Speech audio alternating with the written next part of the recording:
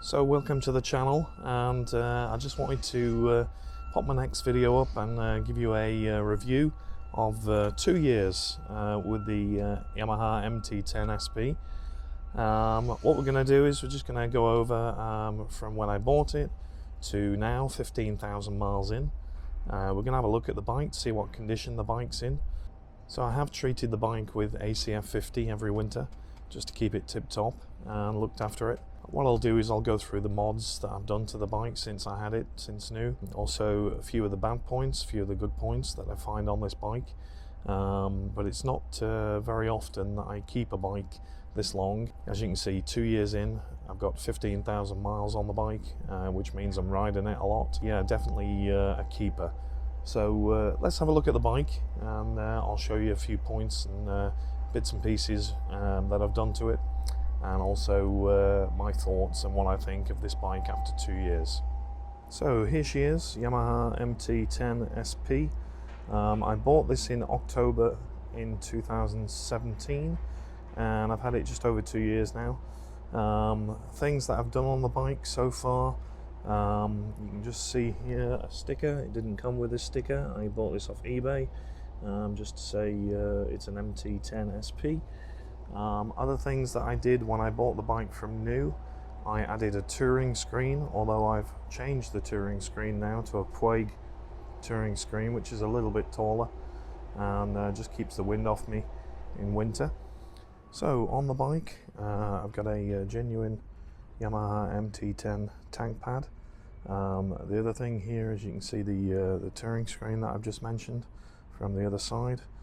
Has a little aerofoil on top there, which puts the wind over the top of my head, which is good. I have my SP Connect phone mount and wireless charging system on here. I'll put a link to the charging pad and the SP Connect parts in a link just above just now. So the other thing I put on the bike was some aftermarket levers with the blue to match into the bike. These are generally really good because they're adjustable, and also they don't touch the bars when I pull it in like some do on the market. So I've got a clutch and a brake lever. On the front of the bike, as you can see here, I put some headlight protectors on from Slip Screens in the UK, and they're just actually fixed on with some glue dots that I've managed to locate on the front of the headlights, because they are prone to stone chips and stones flying up. The other thing that I put on was a rear seat tidy from Pyramid Plastics, and also, I don't know if you can see just down here, we've got a rear hugger from Pyramid Plastics in the same colours to key in with the bike. So also just here I have the quick shifter and auto blipper from Woolwich Racing, and when I had the bike from new, I took it down to Junction 33 in Galgate, Andy, and he did a ECU flash to make sure the bike doesn't run lean. As you can see on the engine casings, just zoom in a little bit, you can see all of the stainless steel studs all the way around, all in good condition. So I'm really happy with the build quality of the bike.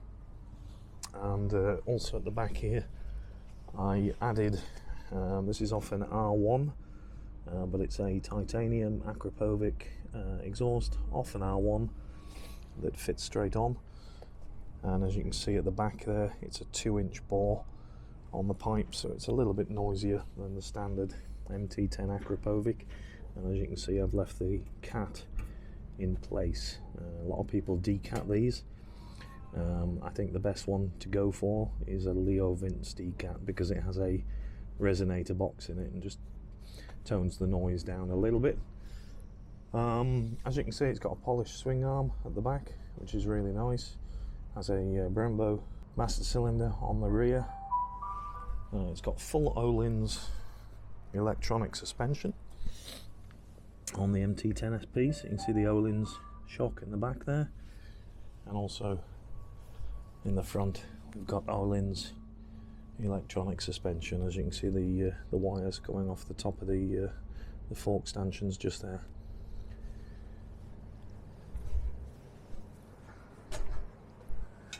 I do have a Yamaha genuine rack on the back, which I use for a top box, and also from JTech I have a tail tidy that I put on the back of the bike as well. So that's pretty much all the mods I've done on the bike. I did add some RNG protection just here. But yeah, let's get into some of the things I like about the bike. So the main thing I like about it is the electronic suspension from Öhlins.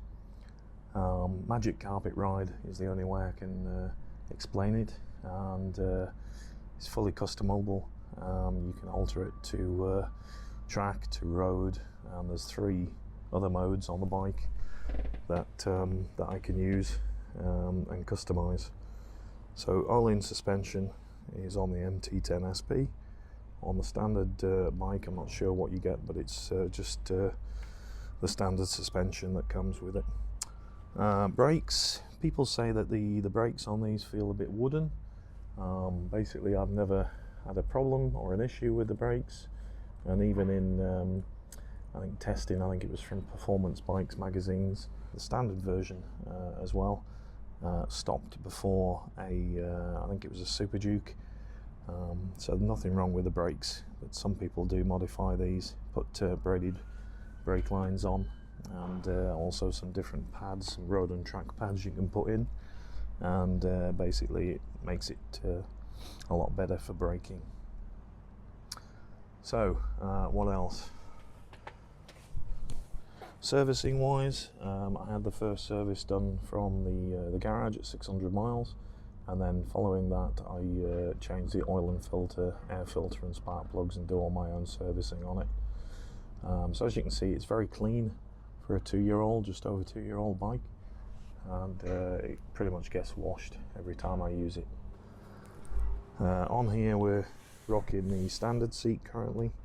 I do have the comfort seat as well, and I did use the comfort seat for 2 years, and then I took it off and put the standard seat back on, and I actually found the standard seat was more comfy than the comfort seat. So if you're thinking of buying a comfort seat for £250, think again, go and try one if somebody has one that you know. Okay, so one of the other things that I like on the bike is that it comes standard with cruise control. Switch gears are really nice, very tactile. If you're wondering what this red button is just here, that's for the race tools, so it's like an auto warm-up feature, and also it has with the Woolwich race tools launch control as well. So that came as part of the package when Andy did it at Junction 33. You also get a different screen, being the TFT screen, and I'll just turn that on so you can see that.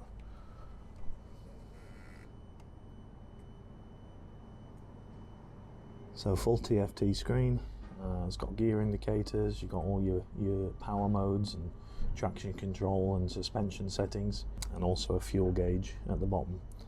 And basically I can go through a menu and look at different fuel averages and trip meters, but also I can go into the menu settings, and on the menu settings I can actually scroll down and go into all of the suspension settings, and I can set my suspension, every little click up and down on all of the suspension. So full TFT dash, and full electronic oiling suspension. Okay, so the other thing that, or the main thing that people complain about on this bike is fuel economy.